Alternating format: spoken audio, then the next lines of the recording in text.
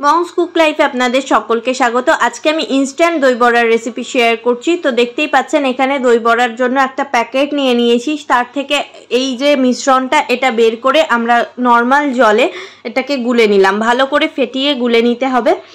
গুলে নিয়ে 10 মিনিটের জন্য এটাকে রেস্টে রাখতে হবে। এবার আমরা দইটা রেডি করব। দইটা বাটিতে নিয়ে নিয়েছি, নিয়ে এর মধ্যে দিচ্ছি নুন, চিনি দিয়ে দইটাকে ভালো করে ফেটিয়ে একদম ক্রিমি করে নিতে হবে, তাহলে দই বড়ার স্বাদটা খুব ভালো লাগবে। তা নুন চিনি দিয়ে এবার চলুন আমরা ভালো করে ফেটিয়ে নিই দইটা। দেখুন ভালো করে ফেটিয়ে নিয়েছি, একদম ক্রিমি টেক্সচার এসছে। এবার আমরা এই দইটাকে রেখে দেব। দিয়ে আমরা কড়াইতে রিফাইন তেল বসিয়ে দিয়েছি। এবার বড়াগুলোকে ভেজে নেব।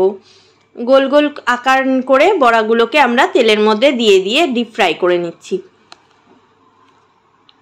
সমস্ত বড়াগুলো আমরা দিয়ে দিচ্ছি।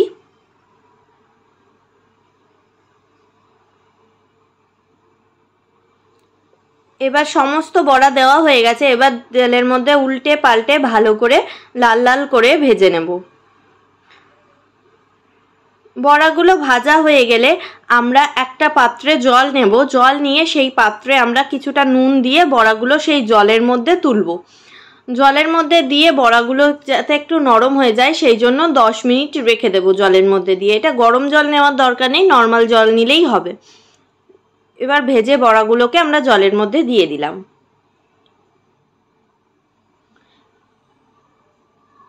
জলে দিয়ে দেওয়ার পরে 10 মিনিট অপেক্ষা করব। অপেক্ষা করার পরে আমরা বড়াগুলোকে এইভাবে হাত দিয়ে চিপে চিপে একটা প্লেটে তুলে নেব।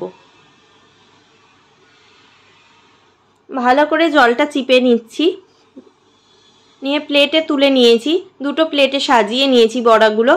এবার যে দইটা আমরা রেডি করেছিলাম সেই দইটা আমরা বড়ার উপর থেকে দিয়ে দেব।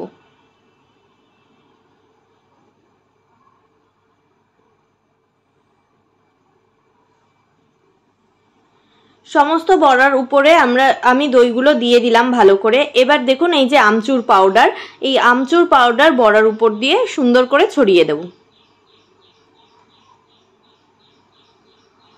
আর দিচ্ছি আমি চাট মশলা। আমচুর পাউডার আর চাট মশলা দিয়ে এবার দই বড়াটাকে সার্ভ করব। এটা খেতে কিন্তু ভীষণ ভালো হয় আর ইনস্ট্যান্ট খুব তাড়াতাড়ি হয়ে যায়। আপনারা বাড়িতে অবশ্যই ট্রাই করবেন আর করে কেমন লাগলো জানাবেন কমেন্ট বক্সে। লাইক, কমেন্ট, শেয়ার আর সাবস্ক্রাইব করে পাশে থাকবেন। ধন্যবাদ।